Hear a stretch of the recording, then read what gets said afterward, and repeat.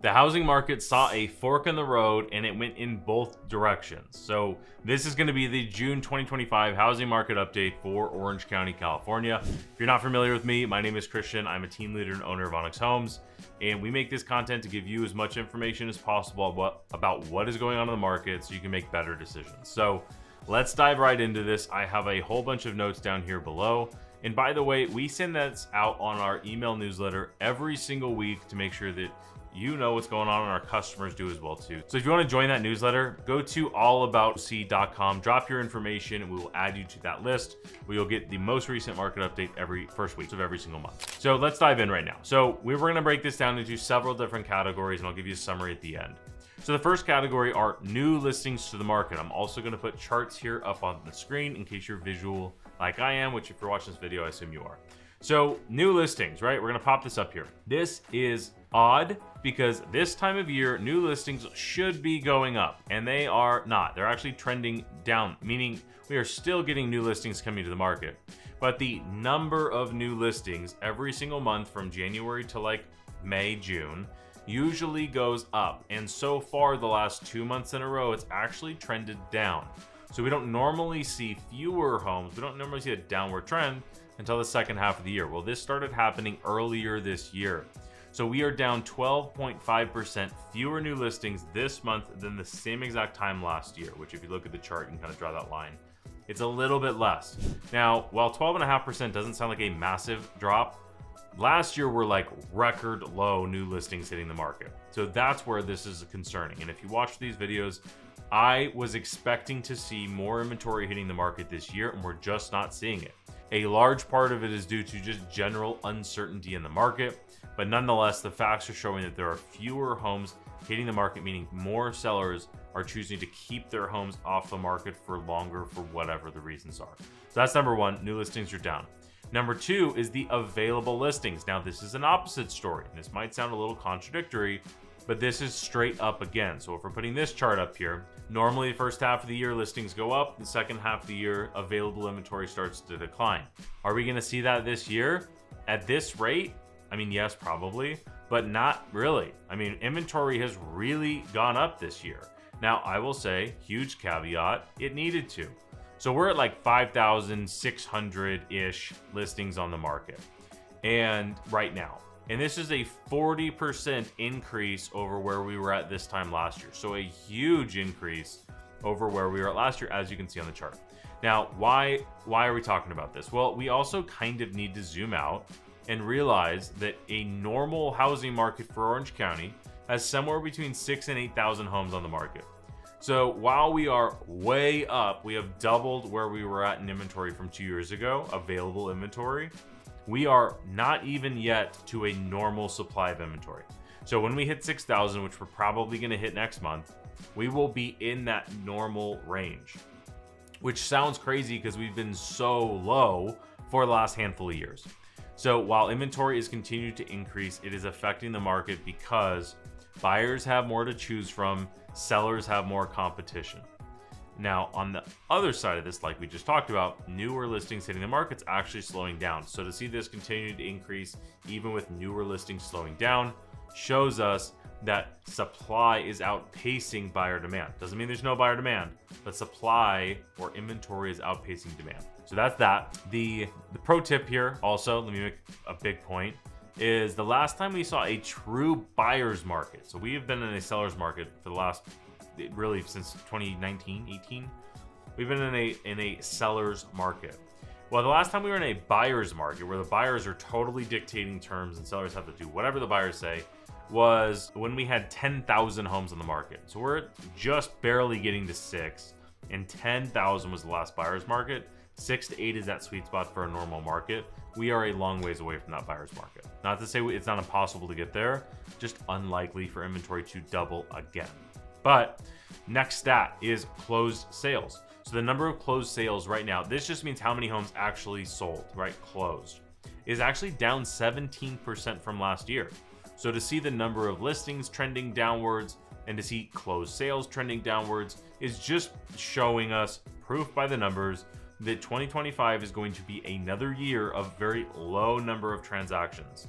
So last year, there were all these headlines on real estate market is down. People think that that means prices are down. And what the headlines were talking about is the total number of sales is record low.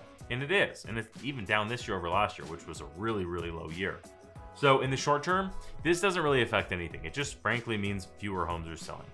In the long terms, this is going to be building up more pent-up demand for when interest rates come down. Because more and more people are sitting on the sidelines. More sellers are sitting on the sidelines. More buyers are sitting on the sidelines. And that means that in the future, when rates do come down, there is going to be even more pent-up demand for that. Okay. So the next thing we're going to talk about is days on market. So this is the amount of time that it takes from a sign to go in the yard for sale to under contract. This has gone up a whopping 1 day. So from 12 days last month's market update to 13 now, it is taking a little bit longer to sell homes on average 1 day, not a big deal. Now you will see somebody post that there is a 44% increase on time on market in Orange County. Well, there is. It went up from 9 to 13. So you will see the headlines for a 44% increase in the amount of time it takes to sell a house. And then nobody reads the article that says it went up from 9 days to 13 days. So this is why we make these market updates to show. Is it taking longer to sell houses? Yes. This is a foreshadowing for the summary that's coming soon. At the end of this video, I'm going to give you a summary, is what I'm talking about. The foreshadowing is there's two different markets. There's houses that sell fast and there's houses that do not sell or take forever to sell, right? There's two different markets going on right now, which is what I meant by when the market saw the fork in the road, it went in both directions. I'll get to this in a second. Okay, so days on market barely went up. It's at 13 days on market. It's the median, average median. It's the median. Now price. This was flat again, which just from a statistic standpoint is crazy that it was flat for 3 months in a row. But it is not surprising now that we are in a flat plateau, it being June. Now, normally the peak of last year, May and June, both hit the same plateau we hit right now. So prices have not increased from May of last year to right now. We are exactly at the same median home price of $1.2 million. What does this tell us? Prices haven't gone up. Not really super surprising. We've seen inventory increase dramatically. Rates are still high. Makes sense that we're kind of the same. Now, I will say there was not a very big dip at all from the winter, meaning prices didn't really go up very much in the beginning part of this year. And if you look at any normal pricing year, if I make this as simple as possible, from January to June, prices go up, and then from June to December, prices go back down, right? So we see this every year. So if you zoom out and look at, from 2008 till now, home prices have gone like this every single year. Now they just end a little bit higher than they started in the year, which is where you get prices raising 3 to 5%. In Orange County, it's about 5% every year. So while prices might come down the next half of this year, which they do every single year, prepare for that. We usually see prices taper out, which is why buyers tend to get better deals in the second half of the year. When there's a Christmas tree in the living room, the buyer typically gets a better deal. It's just kind of straightforward, right? Most people would choose to list in January versus in December, but that doesn't necessarily mean prices overall are going down. I hope that part makes sense. So we've seen prices not change at all. They've been flat for 3 months in a row. Now let's lead back to interest rates. They're the same. They haven't really changed. I'm going to give the same summary of this that I have for the last 2 years, is that these are the interest rates for this foreseeable future. Unless there's something massive happening in the economy, which there's uncertainty, but there's nothing massive actually happening, we're not going to see rates change very much. Maybe at the end of this year, we'll see rates peel back to 6.5. We're at like 7-ish% right now. Really, really high 6s to really, really low 7s. It's kind of going back and forth. We might maybe see rates get to the mid 6s by the end of the year. I honestly don't really plan on that happening. I'm not coaching up our clients to expect that. So I wouldn't coach you up to expect that either. Certainly nothing to wait over. We've talked to some buyers who are like, oh, I'm waiting for rates to hit 5 again by the end of the year. It's like, I don't think that's happening. Some lenders are maybe saying that. We are not. So here's your summary. Let me explain our two markets. There's, on one end, we have hot listings. And on the other end, we have everything else. There's no in between. Hot listings look good, they're priced right, and they're marketed well. If a seller, and these homes are selling fast, we see 13 days on market is absolutely fast. It's up from the crazy of 5 days on market. So it's up from like 2020 and 21 all the way up to 13 days on market. But 13 days on the market is really fast, especially for a median. It's not like every house is selling in a week, right? So a lot of them, if they look at their price right, they're marketed well, they are selling fast. And we are seeing somewhere, and again, these are median numbers, but we also track a lot of data. We do tons of deals in the market, and we are seeing that a house isn't getting 15 offers unless it's wildly underpriced. They're getting like 2, 3, 4 offers on a house. And not all of them are over listing price. A lot of them are under list price, right? So there's this in between. So hot listings are selling fast. That's over here. The other side of the market is everything else. So if a seller misses any of these 3 things, the house is not selling. It's going to sit on the market, and it's going to sit and sit and sit. And when I say 3 things, it means it's either overpriced, it's not marketed well, and or it is ugly. Meaning it doesn't look good. What I mean by that is like if it's totally original from the 80s, from the 1950s, that doesn't look good.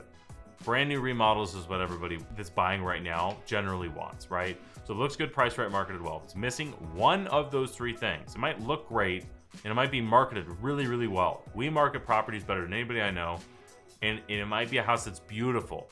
And if it's overpriced by 100 grand, it's zero activity. Let me show you a case study, case in point. We just listed a home a month ago, looked great, priced 100 grand overpriced from our suggested price, and it was marketed incredibly well. Zero activity for the first 3 weeks on the market. We told the seller, hey, we tried your price, it's not working. We suggest dropping the price down to what we suggested originally. We did that, 2 offers over the weekend in contract at market value, at the price that we knew that it was gonna sell at. So looks good, priced right, marketed well. Those are the 3 numbers. And if it misses any of those 3, buyers are used to seeing this market for over here, the hot market, the hot listings. These homes are selling fast. And a lot of the times they're selling right at list price, maybe slightly above, maybe slightly below. But if this buyer sees this house is overpriced, they're gonna be like, I'm not gonna be able to get 100 grand off. They don't even go look at the house, right? So if you're a buyer, go look at the house. Here's my advice for sellers is do not overprice your property. Go against every fiber of your being to overprice. Just don't do it. It's not gonna work. It's gonna make it sell for less, I promise.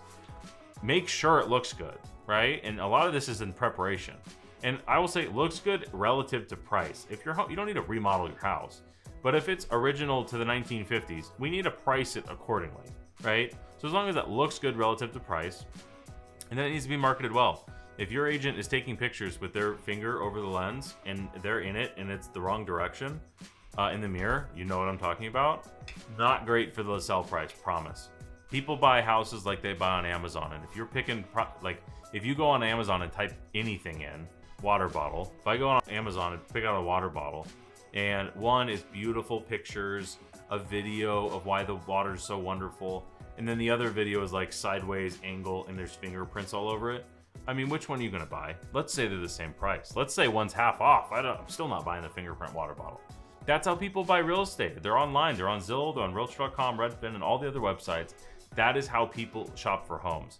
So your home has to look good. So make sure whoever you hire actually knows how to market.